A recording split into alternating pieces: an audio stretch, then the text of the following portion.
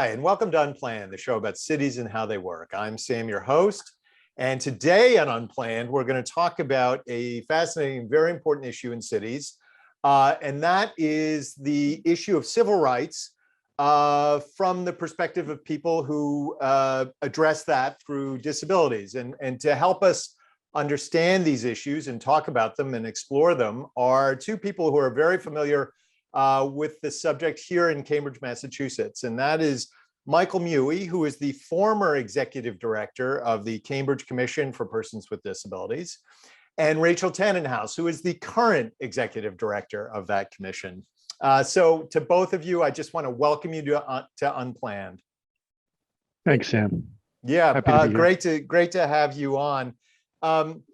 Michael, I'm going to start with Rachel. I know you're the current executive director, but Michael and I go back a few years. And so, Michael, I'm going to start with you and just say, can you help us just sort of frame the subject of what we're talking about today? So all of us, including the people watching the show, can understand what the subject is that we're getting into. Well, from my perspective, for about 4 decades, I've been working very hard to uphold the civil rights of folks with disabilities and to try to communicate and educate the public about the need to see civil rights for disabled people as part of the broader efforts around inclusion and making both the city and the larger country and world even a more welcoming place for disabled folks. Yeah, that's great. And Rachel, why don't I jump to you at this point and just say, what would you add to that? Or what's your perspective as the person who's currently sitting in that chair of being the executive director of the commission? How are you viewing these issues, and what should people understand about them as we talk about them today? Well, I am a public servant, and the thing about doing that is you serve the whole public. And that includes people with disabilities. And I feel like a lot of I feel like one of the things that I'm here to do is help ensure that the city is serving everyone in the way that they need to be served. Because a lot of the time people with disabilities are either not on the radar at all or are excluded from participation in the life of the place where they live, or work, which in this case is Cambridge. And so I feel like it is my job to sort of be the liaison between the disability community, such as it is not monolithic, and the city. Well, we'll get into the non-monolithic part in a bit, because it is fascinating. And I think if you say disabilities to a person who isn't in that category, they probably think of a physical disability, but there are lots of other permutations. But let's just stay on the subject of putting it on people's radar, because one of the reasons I wanted to do this show is I have that perception as well, is that for people who don't face these civil rights challenges, it's not on it isn't necessarily on their radar. What more can you tell us about how this looks from your perspective? I think that people are really invested in there being a bright line between people with and people without disabilities, because I think people find the idea of having a disability terrifying. Having done it myself for 47 years, I can tell you it's not actually that big a deal. And you know, especially once you get good at it. But I think the thing is that it's not necessarily that bright a line in terms of, there are lots of people who have functional impairments that don't necessarily identify with the disability label, but they still have needs. And I think that's another thing, is that people with disabilities are seen as the people with special needs. I hate that phrase, but it is something that is used a lot, when in fact everybody has needs, right? People without disabilities have needs. My friends who are totally blind do not need to turn on the lights in their house, but they do for you, so you don't trip on stuff. So I feel like this is the sort of thing where, yes, people in general tend to have needs, and people with disabilities are often the people who are seen as being needy.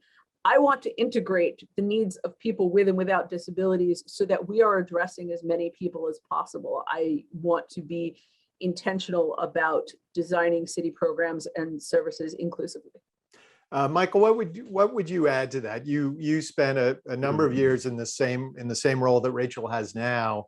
How did it look from your perspective then, and what have been your thoughts since then? Yeah, I think Rachel summed it up perfectly. Just to drill down on a couple of points, though. One is creating and promoting an inclusive workforce. Very often employers employers occasionally think about, oh, I better make some steps to make my workplace more inclusive of everyone. And they don't necessarily think of people with disabilities as part of the larger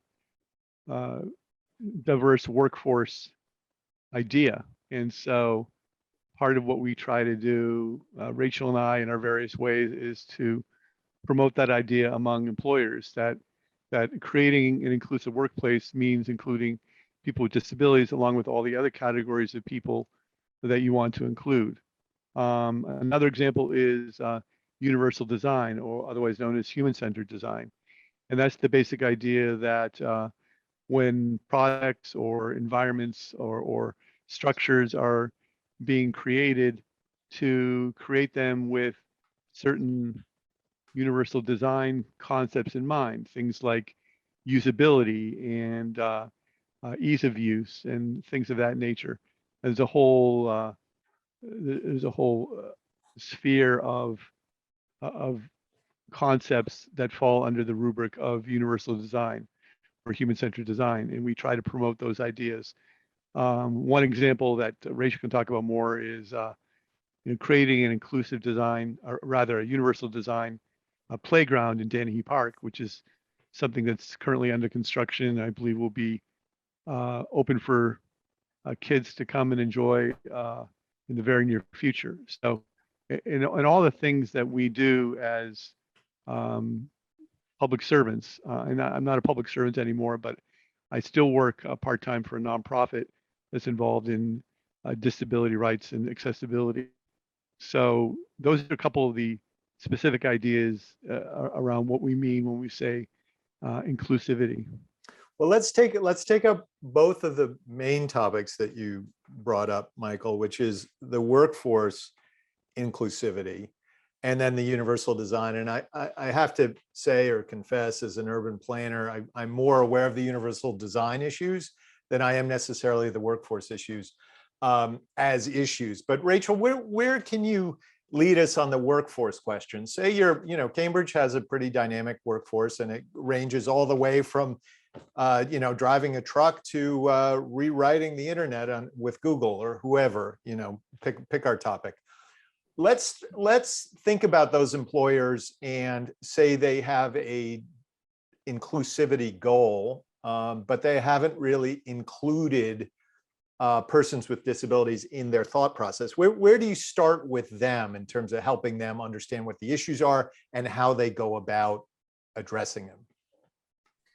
I think that one of the things is to keep in mind that even though we like to think of Cambridge as a bubble where everything is better and more enlightened, in fact, Cambridge is swimming in the same system that everybody else is, right? So for example, we live in a country right now where 70% of people with disabilities are unemployed. Sorry, say that again. I just didn't hear that last word. Unemployed. Are unemployed. 70%. 70% of people with disabilities are unemployed. We live in a system wherein people with disabilities often have disincentives to finding work, because if they earn more than a certain amount, they will lose their health benefits and possibly die. So, not to, obviously I sound like doom and gloom here. It's not all that. It's not all doom and gloom, but we have to understand what kind of system we're already in. And we have to understand that also we live, by the way, in a country where it is perfectly legal to pay people with disabilities less than minimum wage. So there's a lot of things around. Even people with disabilities who are employed often are not employed with any kind of living wage or opportunity for actually being able to support themselves with their work. So you have to keep in mind also that there are what is necessary to get people into work, right? Like my struggle that I'm having right now, I am an outlier in that I am a person with a disability who has an excellent job and a good career. But my struggle with work these days has been, and it is not because of my employer, has been transportation, right? Because because some of the methods that I use to get to work discriminate against me because I use a service animal, because I use a guide dog. And so, I use the ride to get to work. Sometimes they send a Lyft to pick me up, like as in Uber and Lyft. And I have had a string of drivers who refuse to take me because they don't want a dog in their car. It is in fact their job to do so. Well, what do I do to maintain my job, which by the way has been great about this, if I can't get to work, right? If you don't have accessible, non-discriminatory transportation to get to your job, it is a lot harder to do your job. Likewise, there are a lot of people who have not started conversations, but have started sentences with blind people can't do blah. And I will sometimes be like, I do that all the time, right? So there's also this idea that people with disabilities are not capable. And I always ask folks to presume competence, right? Let me, can I jump? I want to jump in here Yeah. a little bit because I want to jump back a little bit to your Sure. 70% unemployed number. That's an incredible number, and I Yes. hope later in the conversation we will go across the different disabilities that we recognize as not just physical disabilities; it's all kinds of disabilities. Sure. But spend a little bit more on that. That's really an incredible number, and you say there are disincentives because of the healthcare system we have, but presumably that doesn't cover all 70% of the unemployed. Oh gosh, no. I mean, also people with disabilities are less likely to say have a college degree. I mean, it's the whole, again, it's very much systemic ableism is a thing, right? So like it impacts your educational opportunities. It impacts whether or not people are willing to hire you for an interview, or even how you do your interview. For example, these days, there's a lot of companies using artificial intelligence to analyze videos of their, of potential employees, of applicants, which there are a number of conditions that mean that, for example, you're not making eye contact. Well, Sure. That washes you out of the pool right away, whether or not eye contact has anything to do with whether or not you can do the job, right? So there's a lot of things out there that there's a lot of presumptions that you cannot do the job. There's a lot of, okay, what do you do about transportation? What do you do about the fact that some people have disabilities that mean that they, there are companies that will penalize you for using the sick days that are allotted to you, right? Well, what do you do if you really do need them because you have a disability that requires a certain amount of medical care, and sometimes you have to do that to go and get that. Rachel, I want to let's pause you there. Let's get Michael into this conversation as well. And Michael, how does this all look from your perspective? That number alone is just terrible. Right. I mean, it's awful to think about. And it's in some ways it's even worse than the 70% number says at first blush, because the 70% number is across all disability categories combined. And when you look, for example, at people with mental health disabilities, it's generally a lot higher than 70%. If you look at the category of people with intellectual disabilities, it's a lot higher than 70%. So that's just really the average. And so, why do people with mental health disabilities and why do people with intellectual disabilities have even higher unemployment rates? Well, one reason is the stigma. There's still a tremendous amount of stigma and misunderstanding and confusion among the general public about people with mental health disabilities, about people with intellectual disabilities. Oh, they can't possibly hold a job. Well, guess what? They can. If you give us a chance, the message that you'll get when you talk to these folks, give us a chance and we'll surprise you. We can, in many cases, people with those disabilities turn out to be excellent employees with better rates of showing up to work and so forth than non-disabled people. So it really, like Rachel said, there's a systemic bias here against disabled people that is just often overlooked and often ignored, and so that's what we're really trying to tackle here at the roots. Well, let me, I'm going to jump in here for a second, Michael, and I'm going to Yeah. stick with you.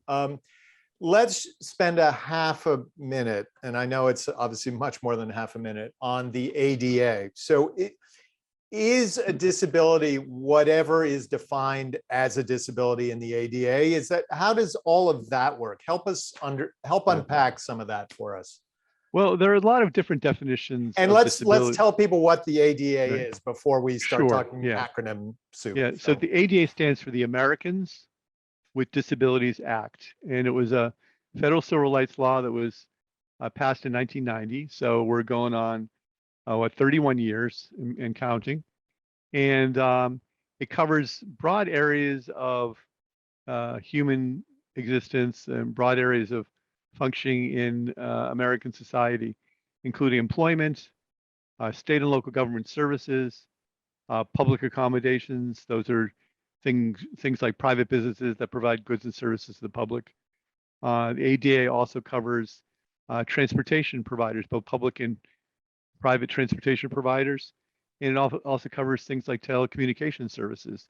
So Comcast, Verizon, et cetera, the services that they provide are also covered under the ADA. So it's a very broad law. And it basically says that if you're one of those categories, you cannot discriminate against people with disabilities. You have to provide reasonable accommodations and modifications in policies to ensure that people with disabilities have an equal chance at participating in those activities. So in a nutshell, I think that's maybe 30 seconds, but in a nutshell, that's what the ADA is all about. And the important thing also is that's a federal law. So it's enforced primarily by the US Department of Justice and by the federal courts. There are also state laws which more or less mirror what the federal ADA does. And in some cases, the state laws go back decades further than the ADA. So we've had a long history in Massachusetts of these laws getting passed, but we still had a problem with them getting broadly and effectively implemented across the board.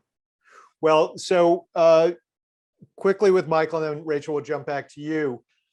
Has the definition of disability in the ADA or even in the state laws, has that changed over time? So 1990 was the passage of the ADA. Whatever was defined back then, is that still the definition, Right. or has that changed as well? The definition, Rachel might disagree with me a little bit, but the definition has largely been the same really since the Rehab Act of 1973 in Section 504, which says that it defines disabilities, any physical or mental impairment which substantially limits you in one or more of your major life activities. So that's the short answer for how disability defined. So notice it's a functional definition of disability. It's not attempting to list all of the medical conditions that might possibly fall under the category of disability. Right. And I'm sure Rachel can jump in and add her 2 Well, cents Rachel, here. feel free to jump in on that. And then let's go back to that employer who's trying to increase their inclusivity. But first on the ADA, anything you wanted to add to what Michael shared with us? Yeah, the only thing that's changed in 31 years about the definition of definition of disability under the ADA is the interpretation of it by the enforcing agencies a little bit. So there have been court cases and amendments to regulations put out by the enforcing agencies that have broadened how it is interpreted, but it is still the same definition. There have also been attempts in Congress to narrow how it's been interpreted, but so far so far so good. So far we're still sticking with what we got. I also want to state that that 70% statistic that blew your mind hasn't changed in the 31 years since the ADA. It is pretty much stable. There has been no statistically significant change since the passage of the ADA. That doesn't mean the ADA hasn't done anything, okay? But it is important to note that having the law there has not solved the problem. There's a disability rights slogan, nothing about us without us. And I feel it is so important when you are planning anything that is going to impact people with disabilities that you must include people with disabilities in that planning process. I want to get to one other big issue, which Michael touched on in the beginning, which is universal design. And Michael, I'm going to jump back to you.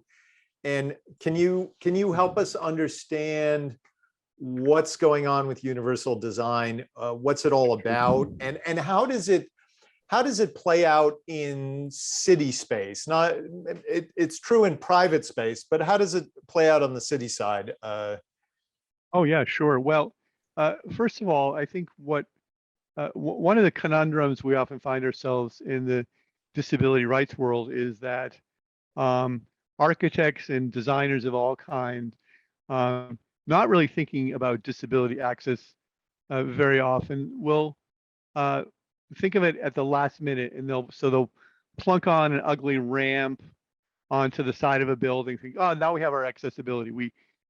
So they see accessibility as an add-on, not as something that should be part of the design process from the very beginning. And also, frankly, most architects out there are not disabled, and they don't have a disability perspective. Well, Michael, so, let me ask you, because I know you've grappled. I assume you've grappled with this, the physical part of this, the world. And right. What does it mean in sort of real, not just in policy terms, but in real terms, and it's sort of everyday moving through a city? Sure. Yeah. Well, it's things like, can everyone cross the street safely when they want to cross the street, regardless of a type of disability they may have or not have?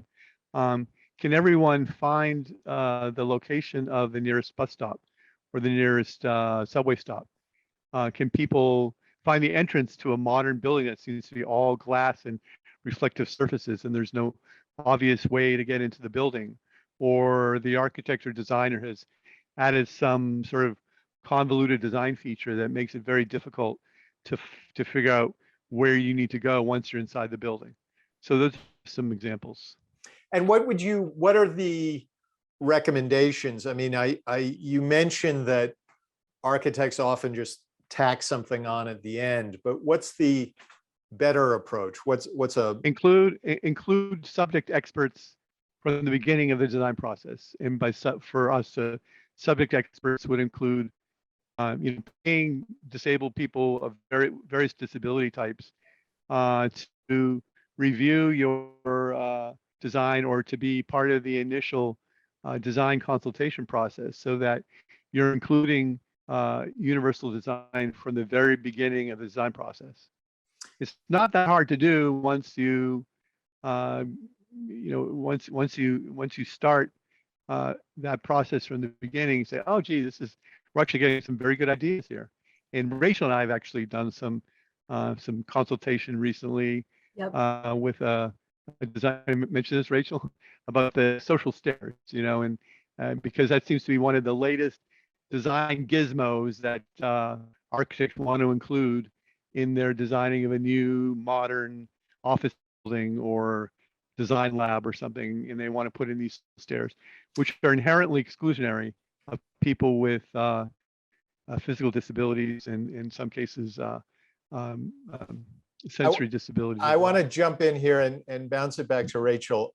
A place that we haven't talked about, we've talked about the workplace, we've talked about universal design. We haven't talked about the online world. And we don't, unfortunately, and I just say this to both of you, we don't have a lot of time left in this episode of Unplanned. So I want to spend a minute on this, and then we want to collectively look forward and say, what are some things we all should take away from this conversation as we go forward? But Rachel, why don't you give us a sense of what is involved in the online world? Because it occurs to me that is more and more of our lives these days. How does all that work? Absolutely. It is essential that the online world be as accessible to folks as possible because we are conducting more and more of our lives there.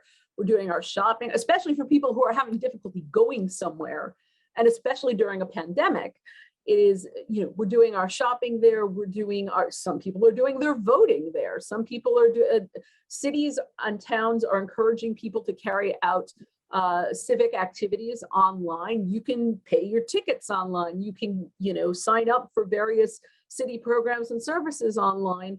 And a lot of the time, and the Department of Justice has been really, really clear that municipalities have to make sure that their electronic programs and services are accessible to everybody, including people with disabilities, some of whom are using assistive technology that may or may not work with what you've got going on online. I would also like to say just very quickly that Michael was absolutely correct about the universally designed playground, and it is opening in the fall, and it is amazing. And everybody should check it out. It is for everybody. It is not just the playground for kids with disabilities, and also that we will be retrofitting parks throughout the city with universally designed features. That's amazing. Michael, did you want to add anything about online? And then I want to get a wrap up from both of you about what are some things we all of us should take away from this conversation. Sure. But first on online. Well, I'm kind of a standards geek. I'm into studying and memorizing rules and regulations, and it's just sort of how I roll.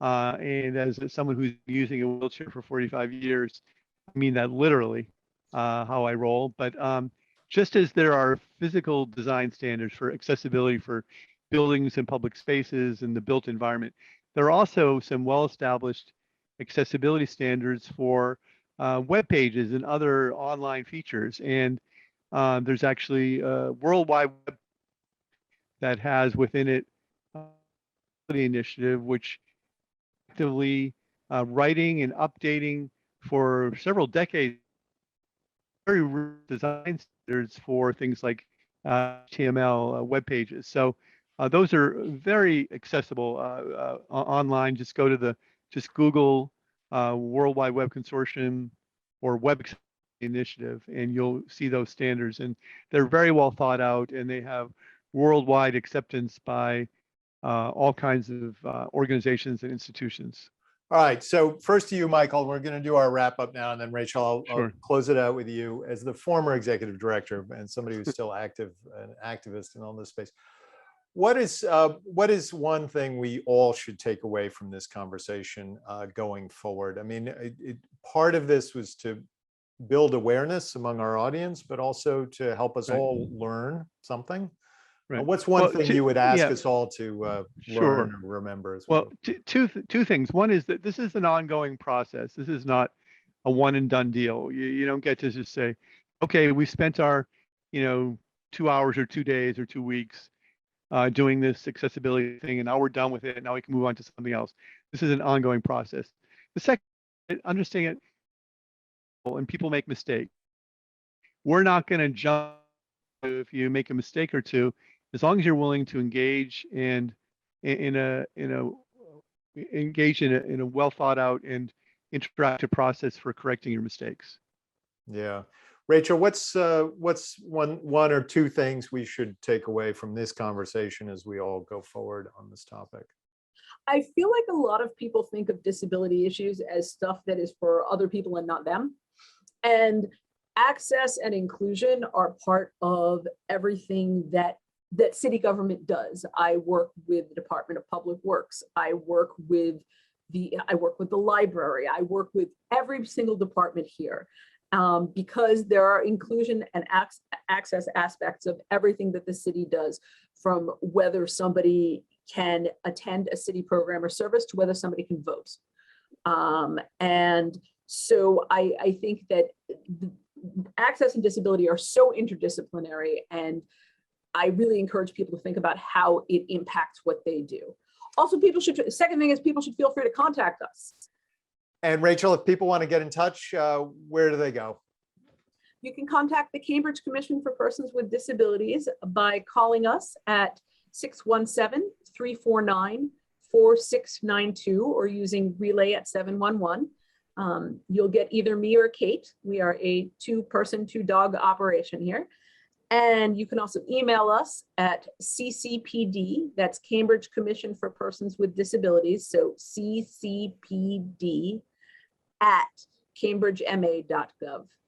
Thank you both for a fascinating Thank you for the conversation. opportunity, Sam. Thank you very much. And stay safe, everybody.